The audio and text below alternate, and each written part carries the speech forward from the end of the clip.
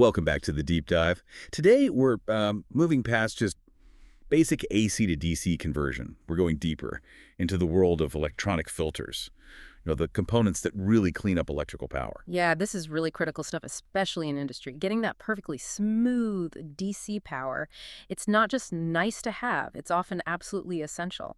We've been looking at some advanced training materials for electricians, focusing on how rectifiers and filters work together, specifically in things like, well, welding machines. That's our main example today. Right. So our goal for you listening is to really understand how these components take that pulsating DC from a rectifier and turn it into stable, reliable DC, the kind you absolutely need for precision tasks like, say, GMW welding or MIG welding, as most people call it. Exactly. You need to know the trade-offs, why you'd pick one filter type over another. Get it wrong, and, well, your weld quality suffers. Okay, so let's set the stage. The basic problem is that rectified AC isn't smooth like battery power. It's this pulsating DC. Now, maybe for charging a battery or simple lighting, that's okay. But for sensitive electronics or high-precision industrial uses, no way. That fluctuation causes real problems. And that fluctuation, that leftover AC component mixed in with the DC, that has a technical name. We call it ripple. Think of it as electrical noise riding on top of the DC voltage you actually want. Okay, ripple. So how do we measure how much ripple there is, how clean the DC actually is? We use a metric called percent ripple. It's basically a simple calculation. You take the RMS voltage of that AC ripple component, divide it by the average DC voltage, and multiply by 100 to get a percentage. And lower is always better, right? Always. Less ripple means smoother, more stable power, crucial for something like welding. All right. So rectifiers make the pulsating DC, filters smooth it out. Our source material points to three main passive filter types. Let's start with maybe the simplest one, the capacitor filter. How does that work? It's pretty straightforward conceptually. You connect a capacitor in parallel with the output of the rectifier, so it's also in parallel with whatever load you're powering. Its core job is to oppose changes in voltage. It acts like a tiny, very fast-acting rechargeable battery or a reservoir. A reservoir. Okay. So when the voltage from the rectifier is rising, the capacitor, it charges up. Exactly. It stores energy.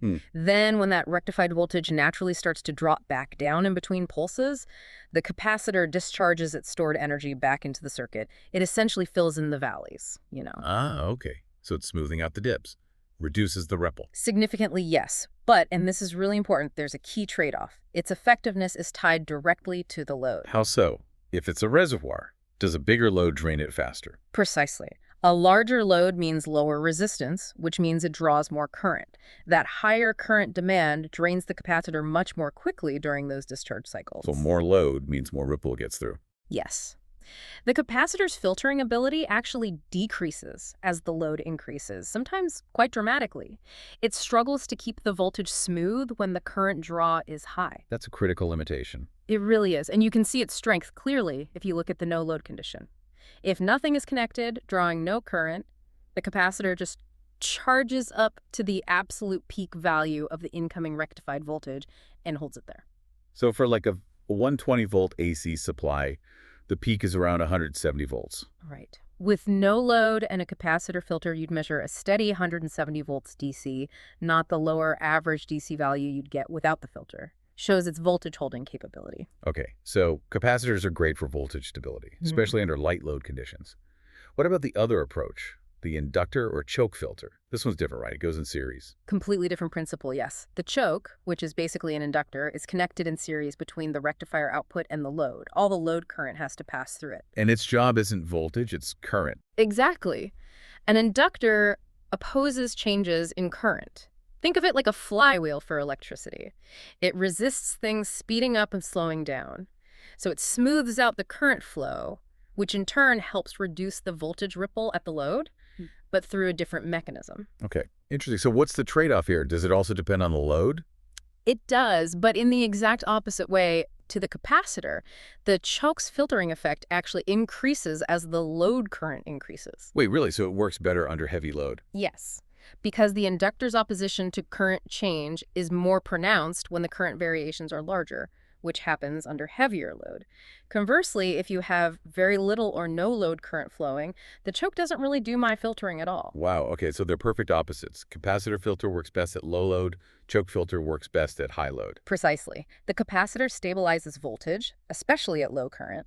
The choke stabilizes current, especially at high current. Which naturally leads to combining them, I guess. The L-section filter. That's the logical next step, and it's a very common industrial solution. The L section uses both a choke and a capacitor, giving you good filtering over a much wider range of load conditions. How are they arranged? Is there a specific order? There is, and it's important. It's always configured as a choke input filter. That means the inductor, the choke, comes first, in series with the load. Then the capacitor is connected in parallel across the output after the choke. Okay, why that specific order? Choke first, then capacitor. It's mainly about managing potential problems with the choke itself. Inductors can generate voltage spikes, especially if the load is suddenly disconnected. There's stored energy in the magnetic field. Putting the capacitor right after the choke across the output lines means that capacitor is perfectly positioned to absorb or suppress those spikes, protects the load. Ah, clever. Yeah. Safety and smoothing combined. Okay, let's connect this to the real world. GMAW or MIG welding. You mentioned this earlier. Why is filtering so critical there? Well, MIG welding demands a large, very steady direct current. Any significant ripple in that DC supply makes the arc unstable. It can sputter, wander, or even extinguish completely. So a stable arc needs smooth DC. Absolutely. You can think of the power supply components in sequence. First, a big step-down transformer takes the input AC, maybe 240V, down to the 1825 volts AC needed for welding, often uses taps for heat control.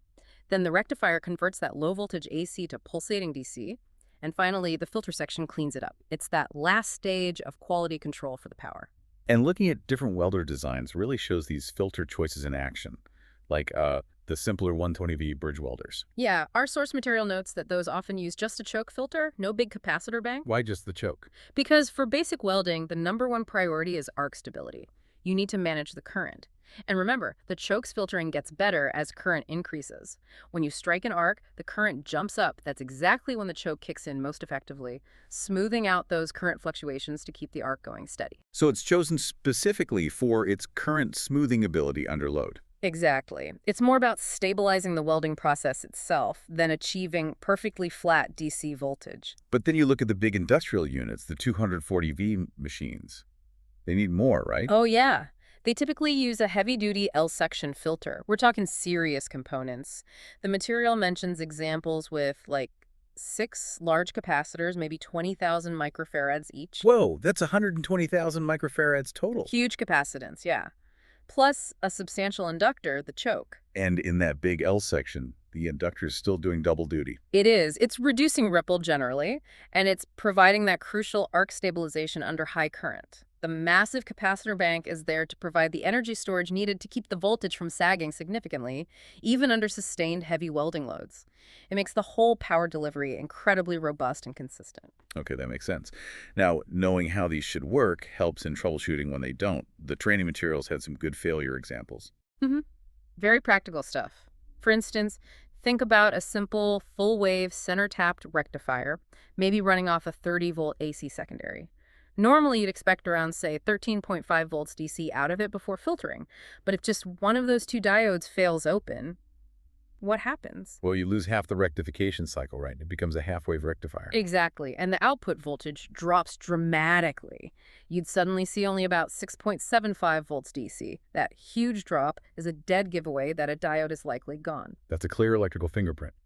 What about transformer issues? Say you measure the 120V AC input okay, but get 0 DC output, even if you disconnect the filter. If the rectifier diodes are known to be good and you have AC in but nothing out, the most likely cause is an open circuit in the transformer's secondary winding.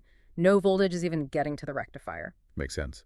And what about the filter components themselves failing, especially those big capacitors and welders? Capacitor failure is pretty common, yeah. If that main smoothing capacitor or the whole bank fails, maybe shorts out or goes open internally, you lose your primary filtering action. And the result for the welder? The immediate result is a lower average welding voltage. Remember, the average DC is higher when it's smoothed. Without the capacitor filling the gaps, the average value of that pulsating DC drops. Plus, the ripple skyrockets, leading to terrible arc instability. The weld quality just tanks. Got it. And this loops back to what you said about the choke filter, the inductor. The material emphasized, it actually lowers the peak voltage when welding compared to when idle. Yes, when current is flowing, the inductor resists those peaks and smooths the current.